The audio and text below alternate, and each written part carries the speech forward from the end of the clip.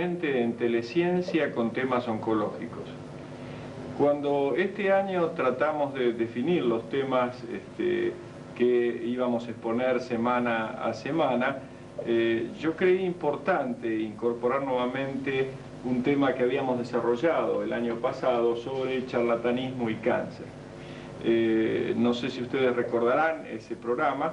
En ese programa se definieron algunas pautas importantes en cómo enfocar el tema del charlatanismo en Argentina. Una de ellas fue, por ejemplo, no referirse a terapias alternativas, sino simplemente hablar de charlatanismo, porque el hecho de hablar de terapias alternativas, a mi entender, y como conversamos previamente con algunos integrantes de la mesa de hoy, da la sensación de hablar de terapias médicas alternativas, y en realidad lo que estamos hablando es simplemente de charlatanismo disfrazado más o menos con algún aspecto médico, como veremos a lo largo de esta mesa. Yo creí importante, decía, presentarlo de nuevo este año el tema, porque sigue siendo vigente, quizás más vigente que el año pasado, y no sabemos si en próximos meses todavía de mayor vigencia. Como también comentábamos, esto no es un problema solamente de Argentina, sino es un problema a nivel mundial, pero nos atañe a nosotros en forma particular, ya que tiene algunas características especiales en nuestro medio. Para hablar del tema, hoy contamos con la licenciada Nancy Ferro. Ella es una distinguida psico-oncóloga que trabaja con nuestro grupo desde hace muchos años. A su vez tiene una intensa participación en los grupos de tarea de trasplante de médula ósea. El doctor Eduardo Casap, que es secretario general de la Asociación Argentina de Oncología Clínica, un distinguido oncólogo con muchos años de experiencia y jefe en este momento del Servicio de Oncología del Hospital Piñeiro. Y el doctor Ernesto Gildesa, oncólogo clínico, miembro de nuestro staff de oncología, particularmente interesado también en aspectos relacionados con la ética y de alguna manera filosofía dentro de todo lo que es terapéutica y evolución del paciente oncológico. Yo quisiera abrir la mesa de hoy, en el cual ustedes van a notar que quizás haya cierto apasionamiento por parte de algunos de los integrantes del grupo, especialmente el doctor Gildesa y mía, ya que el tema uno lo vive día a día y lo mortifica este tema día a día, de manera que difícilmente se pueda permanecer imparcial. Veremos si el doctor Casap también pone parte de apasionamiento. A la licenciada no le podemos pedir lo mismo, ya que ella seguramente es la que tiene que analizar qué es lo que pasa con nosotros los médicos referente al charlatanismo. Decía, entonces vamos a comenzar. La primera pregunta, ¿cómo explican ustedes la vigencia actual, año 1992, cientificismo puro, alta tecnología, etcétera, etcétera, donde parece todo estar asentado sobre bases racionales? ¿Cómo explicar entonces la existencia del charlatanismo? Yo diría que si bien uno debe recurrir a ejemplos extranjeros, tratar siempre de traer este ejemplo a nuestro medio. Casap. Bueno, yo creo que las cosas no tienen una única explicación. Yo creo que hay varios factores que deben incidir y en este sentido no creo que sea lo que pasa, sino lo que uno vive generalmente. Bueno, primero quizá sea la característica del ser humano. Uno tiene un pensamiento en el cual es siempre más lindo una promesa fácil y sencilla y agradable que algo difícil. Si a mí me promete que el país va a salir adelante de forma rápida, mágica, con un gran mago económico, yo voy a estar mucho más contento que me prometan 3 años de sufrimiento, y de economías, y de penurias. Así que los caminos fáciles y mágicos son más interesantes para el ser humano, y uno siempre está tentado de aceptarlos. Quizá el otro problema sea de nosotros los médicos tratantes, si contenemos y manejamos adecuadamente la situación y cómo manejamos la relación del paciente y la familia frente a una enfermedad que afecta a todo el núcleo familiar. Quizá otro de los problemas que incide, habría que conversarlo entre todos, sea el de la desinformación. La gente cree que cáncer es diagnóstico de muerte, la gente no conoce la real potencialidad de la curabilidad del cáncer humano, los médicos no lo conocen, y eso es una cosa que siempre lo comentamos entre nosotros. Lo curioso de los médicos cuando hablan o aconsejan a sus pacientes de qué hacer frente a determinada situación. Sí, señor, mire, vaya hacia tal tratamiento mágico o no mágico o potencialmente curativo porque da lo mismo. Escépticos de las potenciales realidades de la curabilidad del cáncer. Cuando esos médicos o familiares de esos médicos tienen la difícil situación de tener un problema de cáncer, no van a esas situaciones salvo en forma marginal. Concurren y buscan los mejores lugares de la Argentina o van al exterior. Así que quizá haz lo que yo digo, pero no lo que yo hago, ¿no? ¿Ernesto? Sí, al igual que el doctor Casap, hay varios factores que uno podría analizar para explicar este fenómeno. Yo diría que hay factores médicos y hay factores extramédicos. De los factores extramédicos, a mi modo de ver, hay tres que tienen muchísima importancia para explicar la vigencia del charlatanismo en nuestro país. El primero es el exitismo argentino, el segundo es la paranoia argentina y el tercero son los medios de comunicación masivos. El exitismo argentino supone que en principio nosotros somos los mejores del mundo.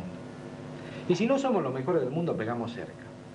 Pero lo que es más importante, supone que hay un complot internacional por la cual si no somos los mejores del mundo es porque nos persiguen.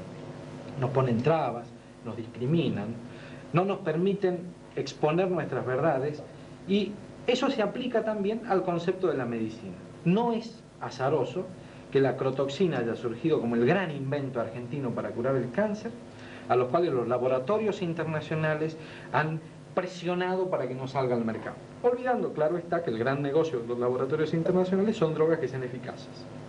Y después surge el Hansi, como el fenómeno que, dado que la crotoxina no tuvo el éxito esperado, claramente el Hansi sí lo tiene el éxito esperado. Pero a ese exitismo y a esa paranoia se le agregan los medios de comunicación social, que, cual Poncio Pilatos, consideran que son absolutamente independientes de la consecuencia de una noticia. Yo recojo una noticia, la lanzo al ruedo y las consecuencias de ella no me competen. Yo no sé si eso estará bien o estará mal, creo que es tema de discusión en lo cual yo no tengo ninguna experiencia. Pero no tengo la menor duda de que muchos de los pacientes reciben a través de los medios de comunicación social informaciones absolutamente erróneas sobre el problema de la terapéutica del cáncer. El otro problema es el problema médico. Yo creo que el problema médico tiene dos variantes. Uno son los médicos que toleran estas terapias y otros son los médicos que practican esta terapia. Y a cada uno le compete la responsabilidad. De los médicos que toleran esta terapia, la mayoría de los médicos lo hacen por ignorancia. Si uno le pregunta, pero ¿y usted por qué toleró que su paciente haga tal cosa? ¿Por qué en algunos casos hasta fue el elemento que lo influyó para que el paciente eligiera ese camino? Porque no sé lo que pasa. Es la respuesta que uno observa la mayoría de las veces. No se aboca al estudio de estas terapias con la misma seriedad con la que se estudian otras cosas. Entre ellos se toleran teorías que son totalmente erróneas para explicar la génesis y el tratamiento del cáncer. Y opinan sobre temas que no saben, básicamente afirmando taxativamente pronósticos infaustos en tumores que no lo tienen. Entonces uno se enfrenta muchas veces con pacientes en consultorio externo a los cuales médicos de jerarquía le han dicho que no hay nada más que hacer. Cuando uno hace eso lo pone al paciente al frente de un abismo. Y los médicos que la practican. Los médicos que la practican a las terapias alternativas, al charlatanismo, ofrecen a la población una confusión aún mayor de la que uno esperaría. ¿Por qué? Porque hasta no hace mucho tiempo a la gente le resultaba relativamente sencillo discriminar qué era un acto médico y qué era un acto charlatán. A los charlatanes se los llamaba curanderos y era relativamente sencillo. El médico vivía en la ciudad, el curandero vivía en el campo. El médico daba remedios, el curandero fabricaba pociones o trataba a las enfermedades con maíces, gallinas, huevos, etc. El médico vivía en una casa, el curandero vivía en un rancho. El médico sabía medicina, el curandero no sabía medicina. El médico aplicaba ciencia, el curandero en cambio conjuraba poderes. En fin, era sencillo saber quién era médico y entonces estaba en un camino y quién era curandero y estaba en otro camino. Pero hoy en día hay un médico que dice esta terapia es válida y hay otro médico que dice esta terapia es válida. Hay un médico que atiende en consultorio y hay otro médico que atiende en consultorio. Hay un médico que produce o vende medicamentos que hay en farmacia y hay otro médico que hace exactamente lo mismo también con medicamentos que se venden en farmacia. ¿Cómo la población puede distinguir entre un médico bueno y un charlatán? ¿Y de qué manera, influida por los medios de comunicación social y por las versiones sobre la curación del cáncer, su libertad no está condicionada para la opción? A todo este fenómeno se le agrega el hecho de que en nuestro país pareciera ser que el charlatanismo, la corrupción, la corruptela y todo lo demás tiene un nivel de aceptación social y de tolerancia social extremas. Desde el punto de vista del paciente oncológico, claro, acá habría que diferenciar algunas cosas. En realidad, con mucha frecuencia nosotros vemos que el paciente oncológico o no conoce el diagnóstico, lo que se llama verdad diagnóstica, o no conoce la verdad pronóstica, que son dos aspectos distintos. Incluso a veces no sabe que le están haciendo utilizando de las denominadas, como decíamos antes, terapias alternativas, que no son tales. O sea, no es consciente de eso. A veces sí, a veces no. Quien maneja esto habitualmente es el familiar o el amigo, que los que presionan sobre el paciente o sobre los familiares del paciente también, eso ocurre, es lo habitual. De manera tal que a veces es difícil distinguir una cosa de otra.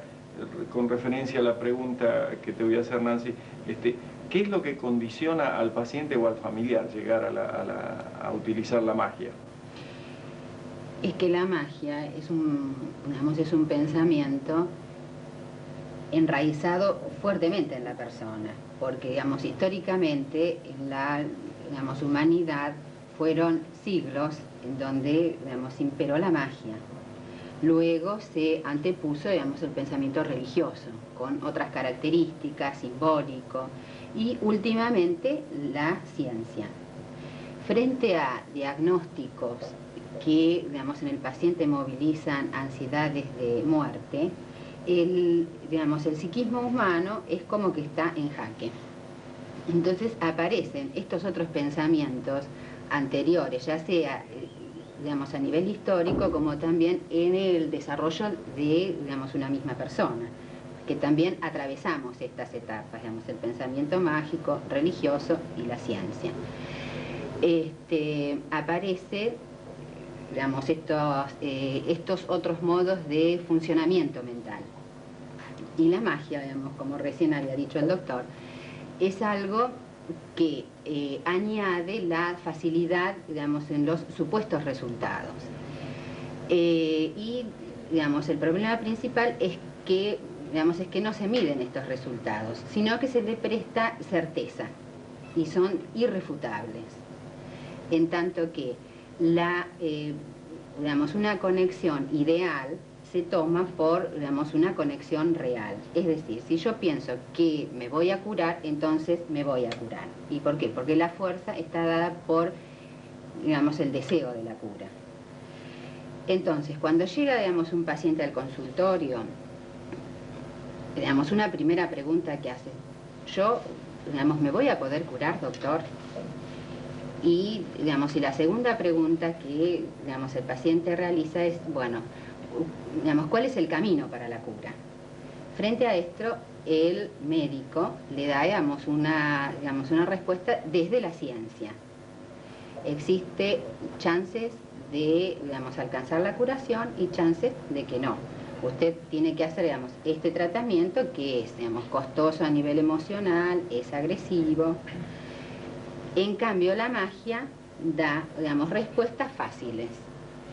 Y, digamos, el paciente también tiene, digamos, conciencia de esto, porque obviamente sabe que la magia tampoco, digamos, le va a, digamos, garantizar resultados. Por eso es que nadie le va a hacer, digamos, un juicio a alguno que le propuso magia.